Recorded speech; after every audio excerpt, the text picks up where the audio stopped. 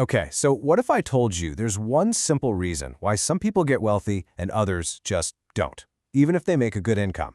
Well, we're about to break down a really powerful strategy that could totally change how you think about your money. Does this hit a little too close to home? You're making what seems like a great salary, right? Let's say 85 grand a year. But somehow, you're still stressed about money, maybe even living paycheck to paycheck. The math just doesn't feel like it's mathing.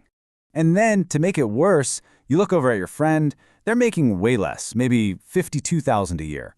But they're booking trips, they've got 6 months of savings stacked up, and they seem totally fine. So what is going on here? This isn't a math problem, my friend. It's a strategy problem. And here's the core of that problem. You're trying to play offense and defense at the exact same time. You're trying to hustle for a raise while also obsessing over your latte budget. And by trying to do everything at once, you're not actually making any real progress on either side. You're just stuck. But what if there was a much smarter way to do this?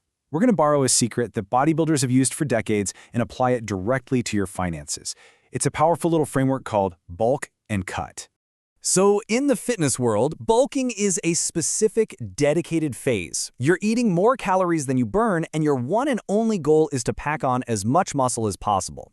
You're not worried about having a six-pack right now. You are focused purely on growth. Then, and only after you've built that solid foundation of muscle, you switch to the cutting phase. This is where you strategically eat fewer calories to shed the extra fat and reveal all that hard work underneath.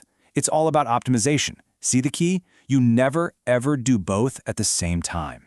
And this maps perfectly to our financial strategy. Financial bulking is when your only job is to play offense, to aggressively, relentlessly increase your income. Then financial cutting is when you completely switch gears to defense. Your only job is to ruthlessly optimize your spending and keep more of what you earn. The biggest mistake people make is confusing which phase they're in. All right, so let's dive into phase one, financial bulking. This is how you play offense, and it's especially critical early in your career. You know, all the conventional wisdom gets this completely backward. If you're in your 20s, obsessing over saving a few bucks here and there feels productive, right? It feels responsible. But it's actually a strategic trap. You're winning a tiny, insignificant battle while completely losing the war for your financial future. So, what does a real financial bulk look like? It means you start treating yourself like a high-growth startup. You're job-hopping every couple of years for those big pay bumps. You're investing in a certification or a course that leads to a huge raise. You are spending time and money on your network and skills because the #1 income-generating asset you have is you. I mean, just look at the sheer difference in scale here. You could spend all your mental energy for a year clipping coupons and maybe save $1,000. Or you could pour that exact same energy into skilling up, landing a new gig, and add $16,000 to your annual income. The chart makes it obvious it's not even a fair fight. And think about the return on investment. Let's say you spend $3 grand on a course that gets you a $10,000 raise. That's a 233% return in the first year alone. And you know what? Unlike a stock that goes up and down, that raise pays you a dividend every single year for the rest of your working life. But, and this is a huge but, there's a danger here. If you get stuck in bulking mode forever, your lifestyle just inflates right alongside your income. You're still living paycheck to paycheck, you're just doing it in a nicer apartment with a fancier car. You never actually get ahead. And that's what brings us to the crucial second phase, financial cutting. This is when you finally switch to defense and start actually keeping the money you work so hard to make. The mindset here is a complete 180. During the bulking phase, you ask, can I afford this? But during the cutting phase, you have to ask a much better, much harder question.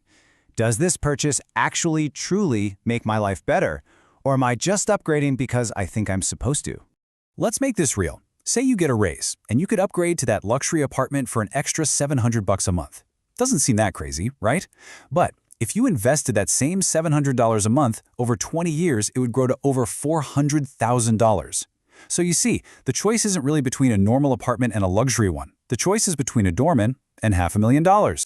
See, this is when optimizing the small stuff finally makes sense.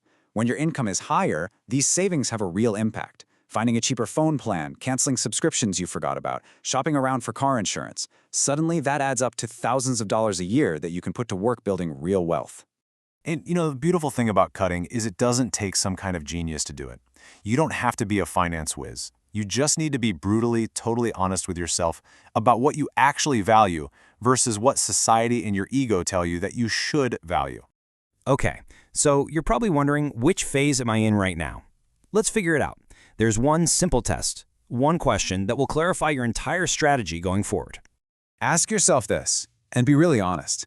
If you went all in for the next 12 months, could you realistically add $15,000 or more to your annual salary? Your answer to this single question determines everything. If your answer is yes, then you are in a bulking phase.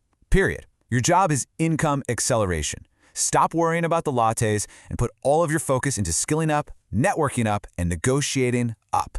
But if the answer is no, you're in a cutting phase. Your job is to become a detective, to audit every single subscription, renegotiate every bill, and eliminate every financial leak you can possibly find. So, what does this all boil down to? What's the final takeaway? It's actually really simple. When it comes to building wealth, relentless focus will beat so-called balance every single time. Burn this into your brain. Wealth is built in phases. It is not built through some vague idea of balanced moderation. You bulk when you have the leverage to grow your income. You cut when that income is maximized and it's time to optimize. The single most catastrophic error is doing a sloppy, mediocre version of both at the same time. So I'm going to leave you with this last thought. You have the playbook now. You know the rules of the game, and you know exactly which phase you should be in. The only question left is, will you commit to one strategy and absolutely crush it, or will you go back to playing both games badly and just keep wondering why you never seem to win? The choice is yours.